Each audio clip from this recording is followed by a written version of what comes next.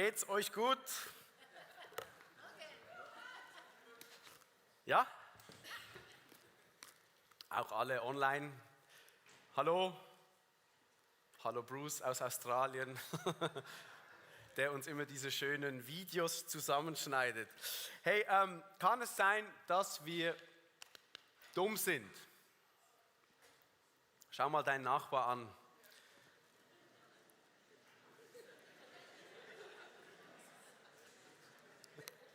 Nur anschauen. Diese Predigtreihe, die hat zum Ziel, sich ein paar kritischen Anfragen an den christlichen Glauben zu richten. Und eigentlich wollte ich heute über das Verhältnis zwischen Wissenschaft und Glaube reden und dass das nicht ein Widerspruch sein muss. Das war geplant, aber ich habe gedacht, es gibt ein relevanteres Thema als das. Gerade im Lichte des Nahostkonflikts im Moment, der ja sehr polarisiert auch, habe ich mich gefragt, würde es nicht sinnvoller sein, heute mal über Feindesliebe zu reden und ob die sinnvoll ist.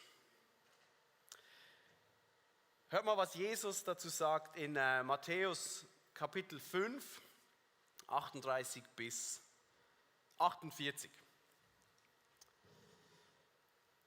Ihr habt gehört, dass gesagt wurde, Auge um Auge, Zahn um Zahn. Ich aber sage euch, leistet dem, der Böses tut, keinen Widerstand.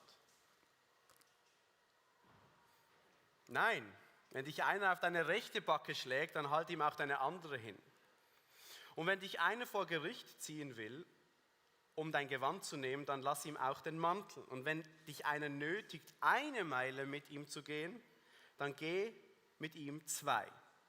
Gib dem, der dich bittet, und wende dich nicht ab von dem, der von dir borgen will. Ihr habt gehört, dass gesagt wurde, du sollst deinen Nächsten lieben und deinen Feind hassen. Ich aber sage euch, liebt eure Feinde und betet für die, die euch verfolgen. So werdet ihr Söhne und Töchter eures Vaters im Himmel.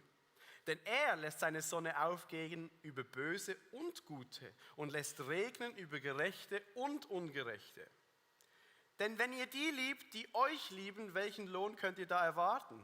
Tun das nicht auch die Zöllner? Und wenn ihr eure Brüder grüßt, was tut ihr da Besonderes? Tun das nicht auch die Heiden? Ihr sollt also vollkommen sein, wie euer himmlischer Vater vollkommen ist. Leistet dem, der euch Böses tut, keinen Widerstand. Wenn dich jemand schlägt auf deine Wange, halt ihm die andere hin, betet für eure Feinde, liebt eure Feinde.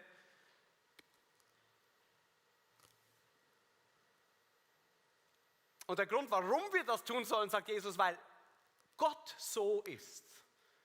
Gott selbst liebt so. Er lässt es regnen über gute Menschen und böse Menschen. Also nicht Schweizer Regen, wo man friert, sondern Regen, der den Boden fruchtbar macht. So, also das ist so gemeint. Die Sonne leuchtet über Gerechten und Ungerechten und wir sollen vollkommen sein, wie unser Vater vollkommen ist. Wie werden wir vollkommen wie unser Vater, wenn wir so lieben? Das sagt Jesus. Und ich weiß nicht, wie es dir geht, wenn du die Worte von Jesus hörst. Das ist doch absolut bescheuert. Das ist doch bekloppt.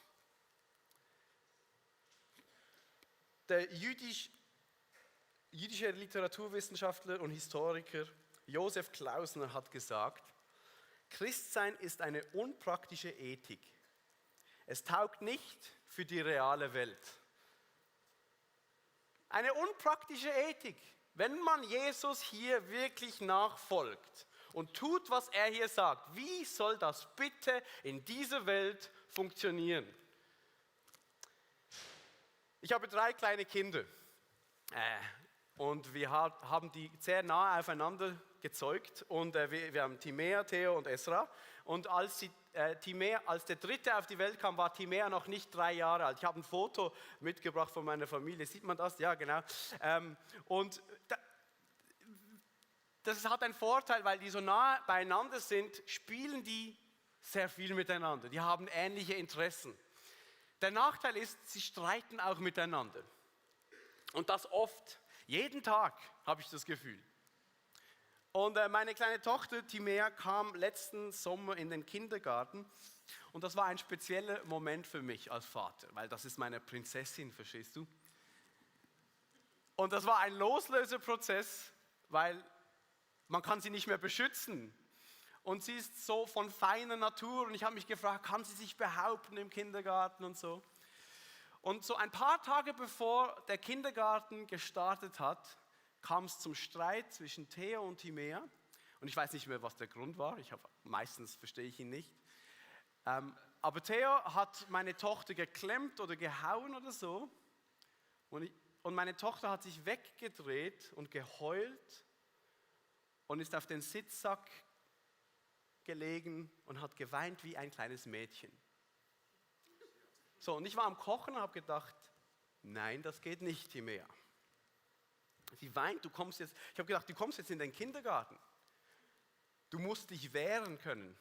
Und dann habe ich gesagt, Timea, wenn er dich klemmt oder haut, dann gib ihm zurück, dass er merkt, dass er das nicht mit dir tun kann. Meine Frau war im gleichen Raum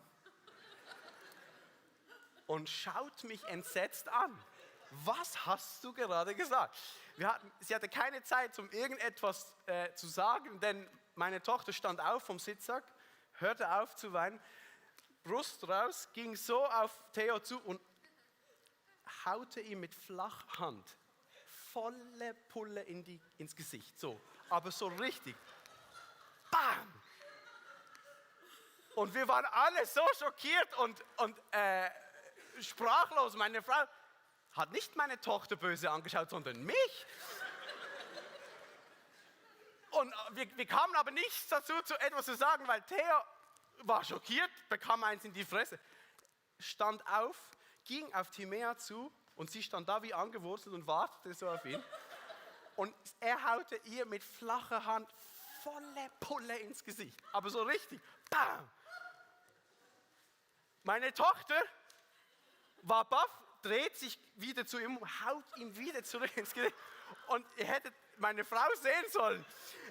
Ihr Mundwinkel ging immer weiter hoch und sie schaute mich an. Was hast du Tage? Ich weiß nicht, wie oft dieser Schlagabtausch hin und her gegangen ist. Wir waren so schockiert und irgendwann haben wir dann interveniert, weil das wäre sonst eskaliert.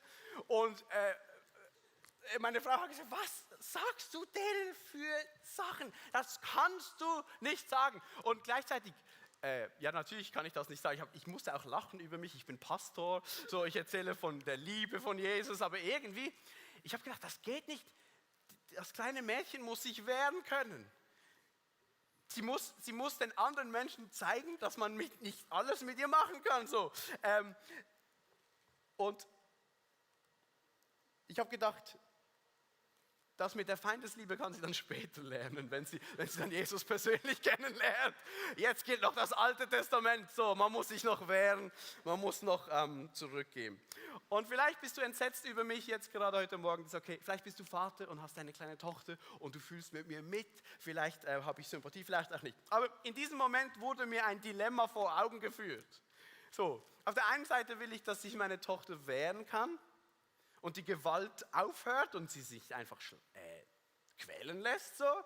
Auf der anderen Seite konnte ich zusehen, wie die Gewaltspirale vor meinen Augen eskaliert. Und wir mussten eingreifen, sonst wäre das komplett, ich weiß nicht, was geschehen. Wäre eigentlich spannend gewesen, einfach mal zuzusehen, aber hätten wir nicht gemacht. Es ist gut, haben wir eingegriffen. Und schau, diese Frage habe ich mich in den letzten Wochen immer mehr häufiger gefragt. Gerade im Angriff von Hamas auf Israel, wie November, wo 1500 Zivilisten, Soldaten, Kinder, Frauen abgeschlachtet werden. 250 Geiseln genommen werden, darunter Kinder. Wie gehst du jetzt um mit einer Terrororganisation wie Hamas, die es sich zum offiziellen Ziel gemacht hat, das kannst du nachlesen, die Vernichtung aller Juden? Wie gehst du damit um jetzt? Und auf der einen Seite kann ich Israel wirklich verstehen, dass sie dort jetzt einmarschieren und da aufräumen. Welche andere Wahl hast du? Du musst mit allen Mitteln verhindern, dass das noch einmal geschehen kann. Und ich finde es wirklich schrecklich, was jetzt am Geschehen ist. Es ist die Hölle auf Erden. Wie viele Zivilisten jetzt darunter leiden, wie viele Kinder leiden, wenn ihre Eltern verlieren. Schrecklich, wie die Hamas sich hinter Zivilisten versteckt. Das Leid kennt keine Grenzen.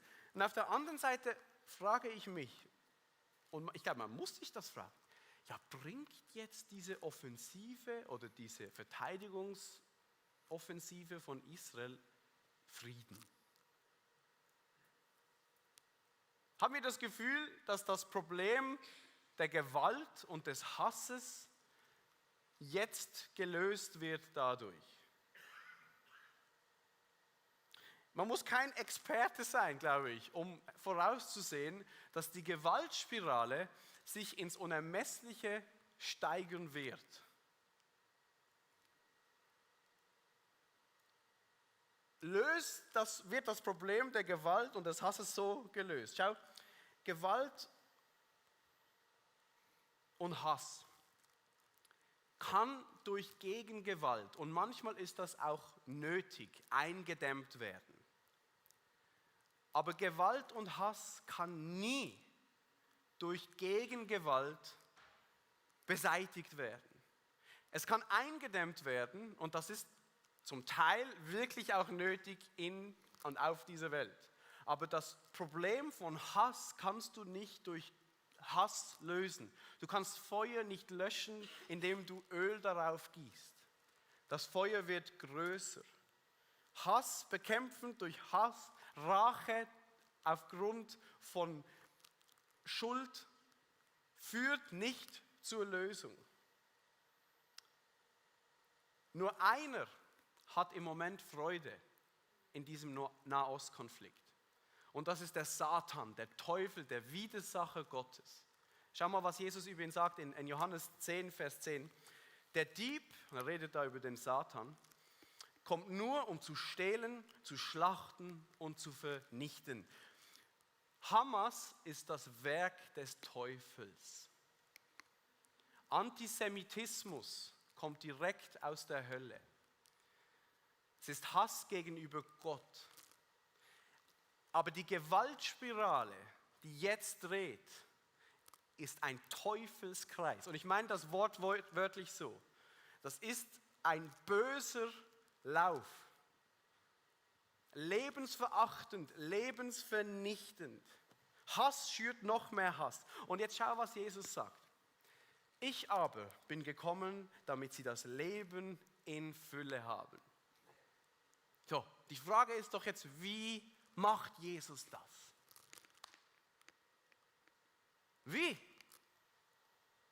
Und ich gebe dir mal meine Überzeugung vorweg. Ich bin überzeugt, kein Panzer, kein Militär, kein Politiker, nichts kann diesen Nahostkonflikt lösen. Seit 80 Jahren gibt es diesen Konflikt oder noch länger. Keine Armee, kein Politiker hat es bis jetzt geschafft, dieses Problem zu lösen. Ich bin überzeugt, Jesus alleine ist die Hoffnung für Frieden in dieser Region. Jesus alleine. Und jetzt denkst du vielleicht hier, kann es sein, dass du dumm bist? Wie kann man sowas Doofes sagen? Ja, Jesus ist die Hoffnung. Das klingt wie ein frommer Furz vielleicht. Verstehst du mich mal? Was Jesus ist die Hoffnung? Ich sag dir, wie ich das verstehe. hab einen kurzen Moment Geduld mit mir. Ich glaube, Jesus ist wirklich die einzige Hoffnung für diesen Konflikt. Und hier ist, wie ich denke, dass er das macht. Wenn man in die Bibel blickt, dann stellt man fest, dass es in der Bibel eine Entwicklung gibt. Es gibt den ersten Teil der Bibel und den zweiten Teil der Bibel, Altes und Neues Testament. Und Gott offenbart sich durch die Jahrtausende. Und im Alten Testament ist Gott nicht so sehr wie im Neuen Testament gegen Gewalt. Manchmal sanktioniert er sie und ordnet er sie sogar an. Jesus zitiert ja das Alte Testament in der Bergpredigt, das, was ich euch vorgelesen habe. Und er sagt, euch wurde gesagt, Auge um Auge, Zahn um Zahn. Ich möchte euch vorlesen, was hier steht, woraus Jesus zitiert. 5. Mose 19 bis 21. Du sollst kein Mitleid kennen. Leben um Leben, Auge um Auge, Zahn um Zahn, Hand um Hand, Fuß um Fuß. Okay? Das klingt irgendwie anders als das, was Jesus sagt. Oder? Ist das nicht ein Widerspruch? Im Alten Testament soll ich kein Mitleid haben, im Neuen Testament soll ich Mitleid haben. Was gilt jetzt? Und wir müssen verstehen, dass die Aufforderung Gottes im Alten Testament bereits eine Eindämmung gewesen ist der Gewaltspirale. Weil er sagt, Auge um Auge, Zahn um Zahn. Wenn dir jemand einen Zahn ausschlägt, schlag ihm nicht die ganze Fresse ein, sondern nur ein Zahn. Verstehst du? Wenn jemand dir einen Zahn ausschlägt, schlag ihm nicht zwei aus, sondern einer und dann ist vorbei. Wenn jemand dir ein Auge ausschlägt, dann sei gerecht und mach nicht too much, weil dann eskaliert die Gewaltspirale. Es ist wie Gottes Eindämmung dieser Gewaltspirale schon im Alten Testament. Wir missverstehen das manchmal. Normalerweise gibt der Mensch immer ein bisschen mehr zurück, als was er bekommen hat, oder? Das ist das Problem. Und das ist eine Gewaltspirale und Gott dämmt sie hier bereits ein. Nur, ich stelle mir so vor, wie Gott diese Welt betrachtet, gibt seinem Volk diese Regel, er betrachtet die Welt und merkt, nee, irgendwie funktioniert es nicht. Die Gewaltspirale eskaliert immer und ich kann mir vorstellen, wie Gott sagt, es braucht eine radikalere Lösung. Die Gewaltspirale kann vielleicht durch Gegengewalt eingedämmt werden, aber nicht durchbrochen werden. So, die Lösung von Hass liegt in einem Begriff und der heißt Feindesliebe.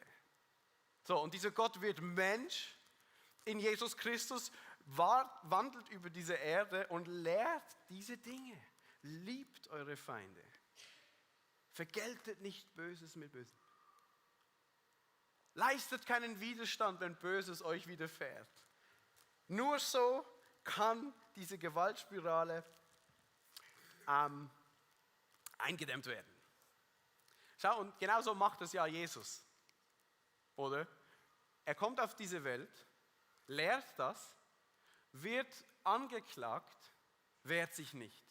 Wird beschuldigt, obwohl er keine Schuld hat, rechtfertigt sich nicht. Wird bespuckt, spuckt nicht zurück. Wird geschlagen, schlägt nicht zurück. Wird schlussendlich ans Kreuz genagelt und am Kreuz betet dieser Jesus noch, Vater, vergib meinen Henkern, sie wissen nicht, was sie tun. Das ist radikale Feindesliebe Gottes. Das ist eine heilige, göttliche Liebe. Und dieser Jesus sagt jetzt, folg mir nach. Liebt so. Ich gebe euch ein neues Gebot. Liebt deinen Nächsten wie dich selbst. Das ist nicht neu. Das wird oft Jesus zugeschrieben. Gab es schon vorher im Alten Testament. Liebt deinen Nächsten wie dich selbst. Mach das, aber mein neues Gebot ist, lieb, so wie ich geliebt habe. Wie hat Jesus geliebt? So wie er es lehrt zu tun. Feindesliebe. Oh, mich begeistert das. Ist das einfach?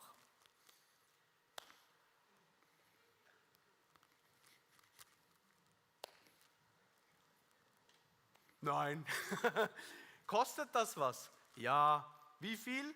Alles. Es hat Jesus sein Leben gekostet. Das meint Jesus damit, wenn er sagt, und ihr folgt mir nach, nehmt euer Kreuz auf euch und folgt mir nach. Warum Kreuz auf sich nehmen? Ja, weil das der Jesusweg ist. Der Weg, wo du dein Leben verlierst. Und vielleicht bist du jetzt heute hier und du sagst, ja, da gehe ich mit, vielleicht so in den alltäglichen kleineren Konflikten im Leben. So, ja, vergeben mal, wenn jemand dir was Böses oder Übles getan hat. Ja, mal nicht auf sein Recht beharren, obwohl ich Recht habe. Ja, okay, wenn der Chef mühsam ist, mal aufs Mund sitzen. So, wenn mein Partner mich beleidigt hat, nicht, wenn ich enttäuscht bin. Und vielleicht gehst du da mit. Ja, das stimmt, wir folgen da Jesus nach und da können wir alle wahrscheinlich noch ein bisschen lernen. Aber hey, wenn jetzt ein Terrorist vor deiner Familie steht, ich habe mir das gefragt, wenn ich jetzt meine Familie hinter mir hätte und ein Terrorist kommt mit der Absicht, unsere Familie abzuschlachten und ich habe eine Knarre in der Hand. Ja, was machst du? Und ich glaube, das Verantwortliche ist es, diesen Terroristen abzuknallen. Das ist wahrscheinlich das Liebevollste, was du tun kannst. Schau, und hier haben wir ein Dilemma. Wir haben ein großes Dilemma. Wie bei meinen Kindern. Ich will, dass meine Tochter sich wehrt, aber ich sehe, die Gewaltspirale dreht sich ins Unermessliche, wenn man nicht eingreift. Bei all diesem Dilemma, das wir wahrscheinlich in dieser Welt noch haben werden, solange Jesus nicht zurückkommt, gilt es zu wissen, dass schlussendlich Jesus allein unsere Hoffnung ist. Die Liebe, Feindesliebe von Jesus ist die Hoffnung, um diese Gewaltspirale zu durchbrechen und nichts anderes. Schau, und das ist unsere Hoffnung.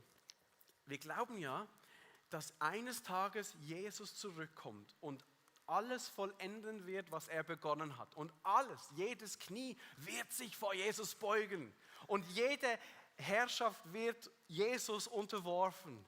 Und dieser Jesus ist ein Herrscher, der liebt, wie mit dieser Feindesliebe. Und das ist eine Hoffnung, die uns erfüllt. Eines Tages wird alles gut, weil Jesus alles wiederherstellt. So, das ist die einzige Hoffnung für dieses Dilemma. Aber auf der anderen Seite ist die Bibel auch realistisch. Solange es noch das Böse gibt auf dieser Welt und Jesus noch nicht zurückgekommen ist und alles vollendet hat, wird es wahrscheinlich immer Gegengewalt auch brauchen, um Gewalt einzudämmen. Schau mal, was Paulus sagt im Römerbrief Kapitel 13, Vers 4 bis 5. Die staatliche Obrigkeit ist Gottes Dienerin. Zu deinem Besten. Tust du jedoch das Böse, dann fürchte dich. Denn nicht umsonst trägt sie das Schwert. Im Dienst Gottes steht sie, beauftragt, den zu bestrafen, der das Böse tut. Darum ist es notwendig, sich unterzuordnen. Und Paulus redet hier von einer Gewalt, von einem Schwert, von staatlicher Gewalt, die manchmal nötig ist, um das Böse einzudämmen, damit es nicht noch mehr Schaden anrichtet. Aber was du und ich heute mitnehmen müssen, ist, dass unsere Hoffnung schlussendlich nicht ein Schwert ist, sondern das Kreuz von Golgatha. So, die letztendliche Hoffnung ist Feindesliebe. Aber solange wir noch in dieser Welt sind, gibt es ein Dilemma, aus dem wir wahrscheinlich nicht entrinnen können. Und dieser Jesus kommt auf diese Welt. Er lehrt das, er predigt das, er lebt es vor, er gibt sein Leben am Kreuz. Aber die Story ist ja nicht fertig da, oder? Sondern dieser Jesus steht nach 3 Tagen wieder von den Toten auf. Jesus lebt. So, und jetzt, das ist relativ entscheidend für dieses ganze Dilemma. Jesus ist nicht einfach eine Idee. So, Jesus war nicht einfach ein guter Lehrer, so, dem man nachfolgen kann, wenn es sinnvoll ist. Und wenn ein Dilemma da ist, ja, dann verachten wir das, was Jesus gelehrt hat. Und dann machen wir es halt so, wie wir denken, dass es besser ist. Nein. Jesus war nicht einfach nur ein Lehrer, der das vorgelebt hat. Dieser Jesus lebt. So, und dieser Jesus ist heute noch aktiv und ist mit seiner eifernden Liebe dabei, Menschen für sich zu gewinnen. Und das ist ein wichtiger Zusatz in diesem ganzen Thema. Und ich möchte euch jetzt ein Video zeigen von einem ehemaligen Hisbollah-Kämpfer. Hisbollah ist eine Terrormiliz im Libanon. Und dieser Hisbollah-Kämpfer war ein leidenschaftlicher Muslime, hat alles hingegeben für seine islamistische Ideologie und kam ins Gefängnis. Und in diesem Gefängnis ist er dem auferstandenen Jesus begegnet. Because I had given everything and I had not heard an answer, it made me very angry. And in rage, I yelled at God and said, "You don't exist." As a Muslim, denouncing Allah was an unforgivable sin. But then he had another strange encounter in his cell. And then I felt the whole room filled with the holy presence of God. It is as if time stops. You know things about God without Him ever saying anything to you. The first thing I knew about Him was His holiness. I knew He's a holy God. And I knew that He's just.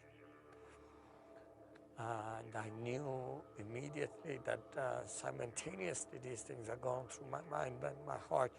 And I knew I'm unholy. This is in spite of all the good things I've done in my life.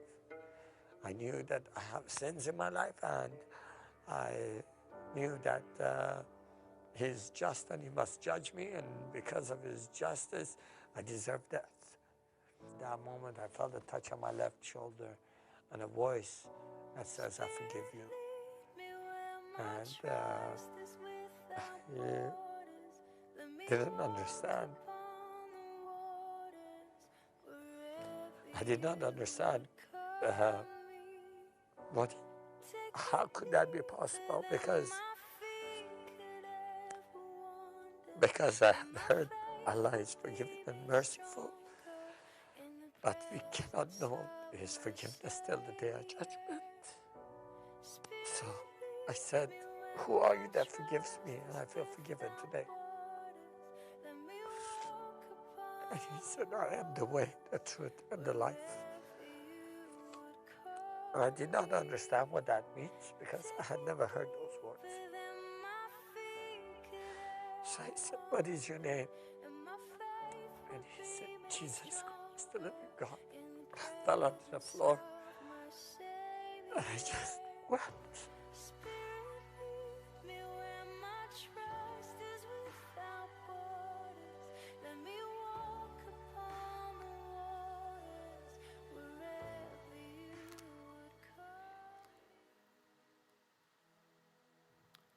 Ich weiß nicht, wie oft ich dieses Video jetzt schon mir angeschaut habe, aber es berührt mich so fest. Hier ist einer, der nichts von Jesus wusste.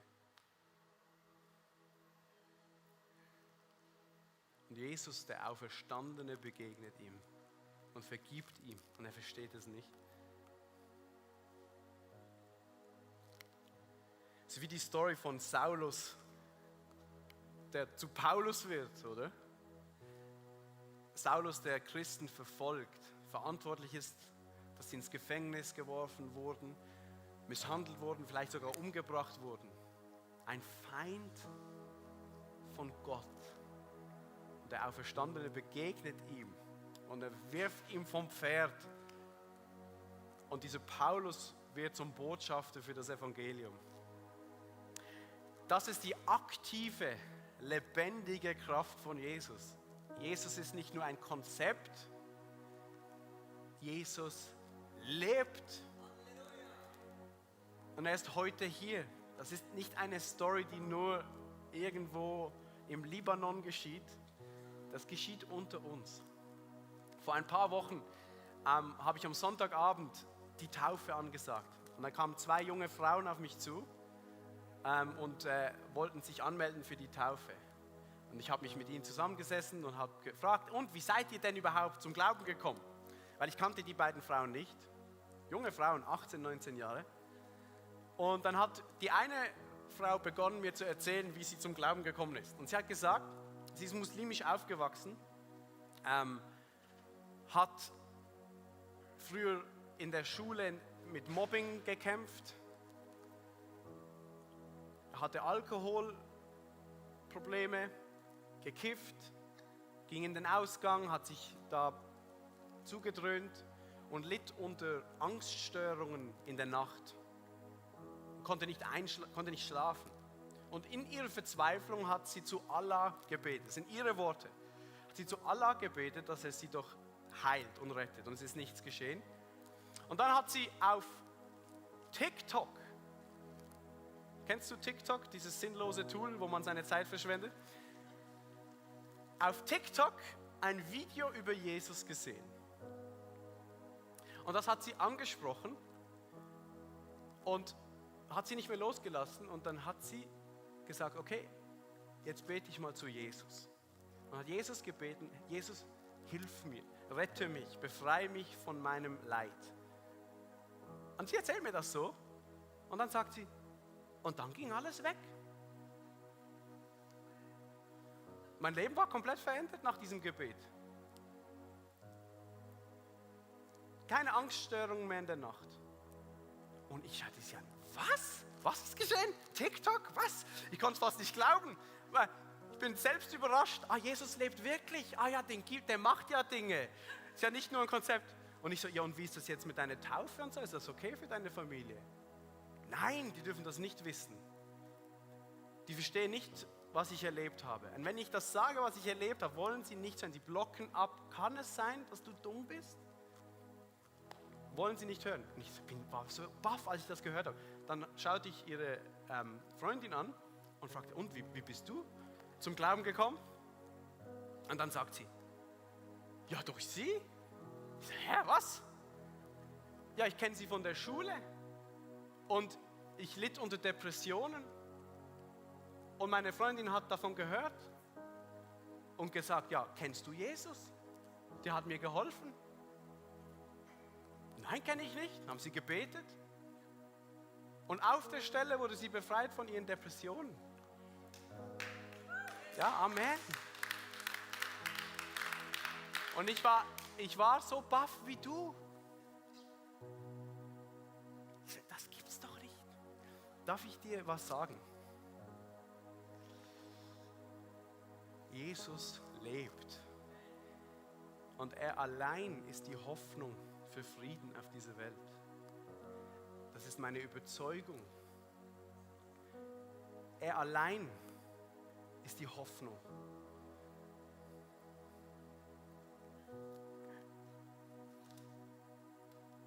Deswegen sagt Jesus, betet für die, die euch verfolgen.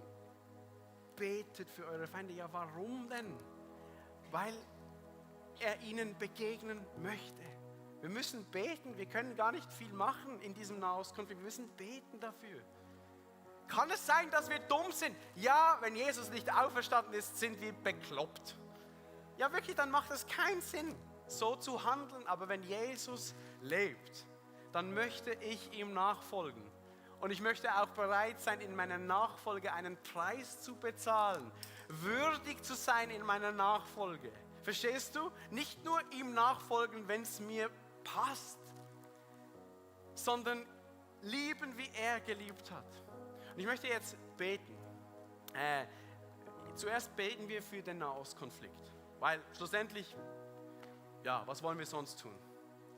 Und zweitens möchte ich für dich beten und für dich online, dass wir in unserer Nachfolge von Jesus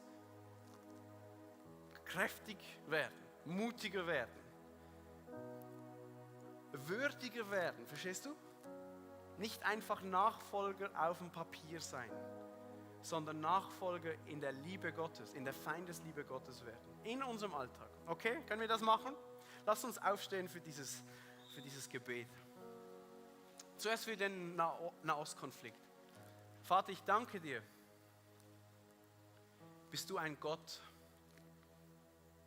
des Lebens, des Friedens. Und heute kommen wir vor dich und beten als ICF Basel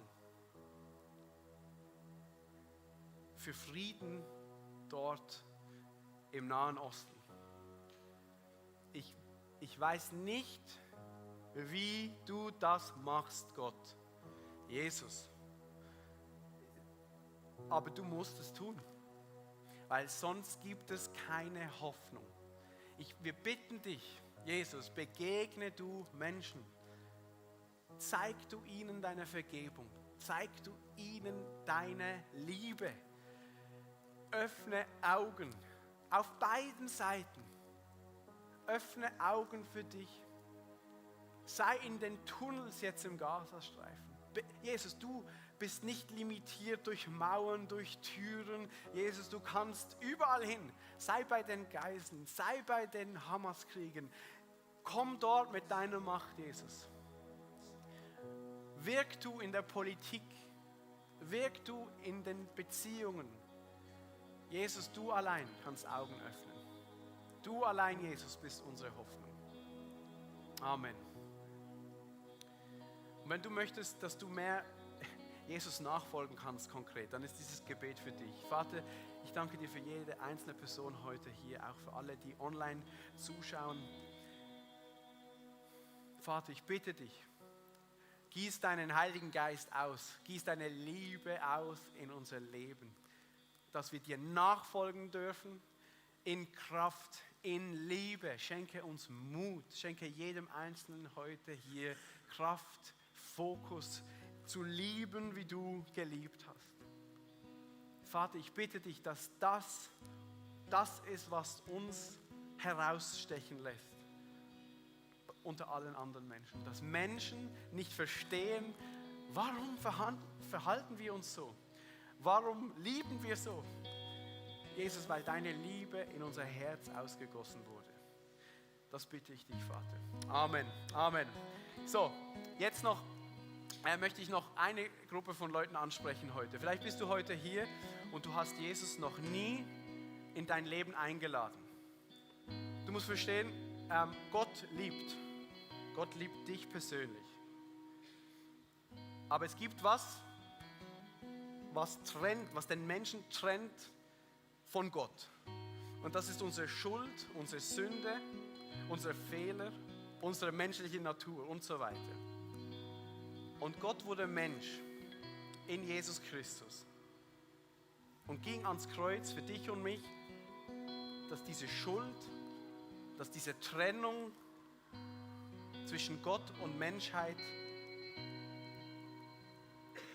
überbrückt wird.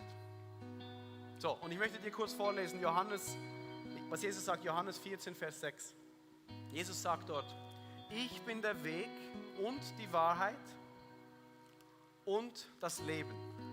Niemand kommt zum Vater, es sei denn durch mich. Jesus sagt, ich bin der einzige Weg zum Vater im Himmel. So, das sind die Worte von Jesus. Niemand kann einen Umweg um Jesus machen, wenn er zu Gott kommen will. Jesus hat deine Schuld, meine Schuld am Kreuz getragen, um eine Brücke zu schlagen zwischen Mensch und Gott. Und wenn du heute hier bist, und ich möchte dir die Möglichkeit geben, wenn du diesen Jesus noch nie in dein Leben eingeladen hast, wenn du noch nie ihn gebeten hast, Jesus, bitte vergib mir meine Schuld, rette mich, dann möchte ich dir die Gelegenheit geben, das heute zu tun. Wir können uns die Verknüpfung und die Beziehung zu Gott nicht erarbeiten. Seine Liebe gilt, aber der Weg dorthin geht über seinen Sohn Jesus Christus. Und dieser Jesus lebt heute und er hört dein Gebet. Wenn du heute hier bist und du hast es noch nie gemacht, dann ist heute die Gelegenheit für dich. Können wir kurz alle die Augen schließen? Wenn du heute hier bist und du möchtest diesen Jesus in dein Leben einladen, du möchtest zu ihm beten, ihn als Retter annehmen, Vergebung empfangen und zu Gott finden. Wenn du das bist, wenn alle Augen zu sind, auch online, du hörst mich jetzt, du siehst mich jetzt. Wenn du das bist, streck jetzt deine Hand hoch, jetzt wo immer du stehst. Amen. Amen. Sonst, ich sehe Hände, super. Sei mutig. Deine Hand gilt Jesus.